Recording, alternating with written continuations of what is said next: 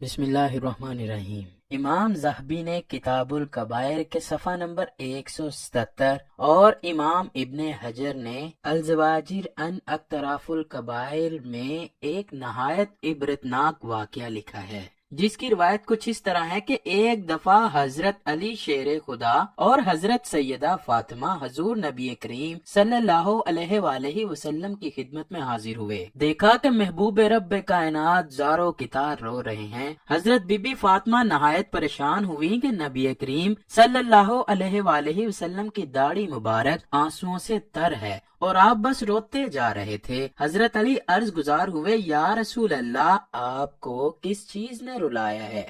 سرور کائنات صلی اللہ علیہ وآلہ وسلم فرمانے لگے، میں نے شب معراج اپنی امت کی عورتوں کو جہنم کے اندر مختلف دردناک عذابوں میں دیکھا۔ عذاب اس قدر دردناک اور تکلیف دہ تھے کہ مجھے بس ان کی فکر ہو رہی ہے۔ حضرت سیدہ بی بی فاطمہ عرض گزار ہوئی، ہمیں بھی ان عورتوں کا احوال بیان فرمائیے تاکہ آپ کے دکھ میں کمی ہو سکے۔ حضور نبی محترم صلی اللہ علیہ وآلہ وسلم فرمانے لگے، اللہ کے حکم سے جبرائیل جب جنت کے بعد مجھے جہنم کے قریب لے گئے تو میں نے وہاں 6 عورتوں کو سخت عذاب میں دیکھا، جس میں پہلی عورت کو اس کے گھنے اور لمبے بالوں کے ذریعے اس طرح لٹکایا گیا تھا کہ اس کا دماغ ہانڈی کی طرح پک رہا تھا۔ حضرت فاطمہ نے پوچھا، وہ عورت کون تھی؟ فرمایا، وہ عورت ہمیشہ بے پردہ رہتی اور اپنے بالوں کے ذریعے سے مردوں کو اپنی طرف مائل کرتی تھی۔ پھر حضور اکرم فرمانے لگے، میں نے دوسری عورت کو جہنم میں اس طرح دیکھا کہ وہ اپنی لمبی زبان کے بل لٹکی ہوئی ہے اور بار بار وہ زبان کے کٹ جانے سے گر جاتی ہے اور اسے دوبارہ اسی طرح لٹکایا جاتا ہے۔ حضرت بی بی فاطمہ نے پھر پوچھا، وہ عورت کون تھی؟ نبی پاک فرمانے لگے، وہ عورت دوسروں کی غیبت کرتی تھی، تانے دیتی تھی، اپنی زبان سے دوسروں کو ایذا پہنچاتی تھی، یوں اپنی زبان کو غلط استعمال کرتی تھی، اس لیے اللہ تعالیٰ نے اس کو جہنم میں جلایا ہے۔ پھر حضور اکرم صلی اللہ علیہ وآلہ وسلم فرمانے لگے، میں نے تیسری عورت جو جہنم میں دیکھی، اس کی چھاتیوں میں آگ کی سلاخ ڈال کر اسے لٹکایا گیا تھا۔ حضرت فاطمہ کے پوچھنے پر آپ صلی اللہ علیہ وآلہ وسلم نے فرمایا کہ وہ عورت زانیہ تھی اور اپنے سطر کی حفاظت نہ کرتی تھی۔ پھر نبی پاک فرمانے لگے، چوتھی عورت جو میں نے جہنم میں دیکھی وہ اس حال میں تھی کہ اس کے دونوں پیر سینے سے بندھے ہوئے ہیں اور اس کے دونوں ہاتھ پیشانی سے بندھے ہوئے۔ حضرت سیدہ فاطمہ پوچھنے لگی، وہ کون عورت تھی یا رسول اللہ؟ حضور اکرم فرمانے لگے، یہ وہ عورت تھی جو دنیا میں جنابت اور حیض سے پاک صاف ہونے کا خیال نہیں رکھتی تھی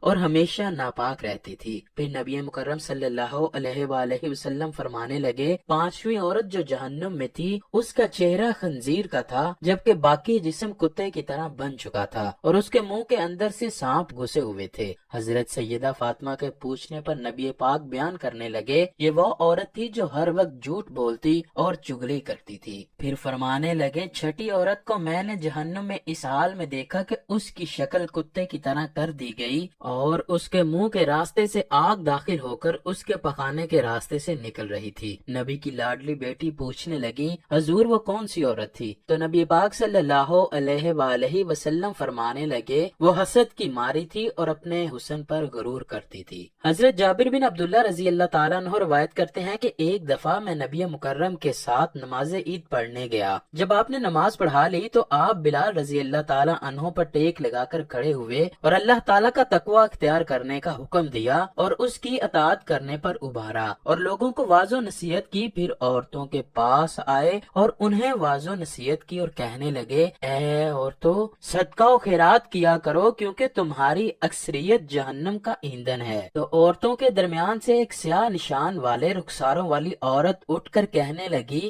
اے اللہ کے رسول، وہ کیوں؟ تو نبی کریم صلی اللہ علیہ وآلہ وسلم نے فرمایا، اس لیے کہ تم شکوہ اور شکایت بہت زیادہ کرتی ہو اور خاوند کی نافرمانی اور ناشکری ہو۔ جابر رضی اللہ تعالیٰ عنہ بیان کرتے ہیں کہ وہ اپنے زیورات میں سے صدقے کے لیے اپنی انگوٹھیاں اور بالیاں حضرت بلال کے کپڑے میں ڈالنے لگیں۔ اللہ اکبر! اللہ رب العزت ہم سب کو عذاب جہنم سے بچائے اور اپنے کرم سے ہم سب کو جنت الفردوس نصیب فرمائے۔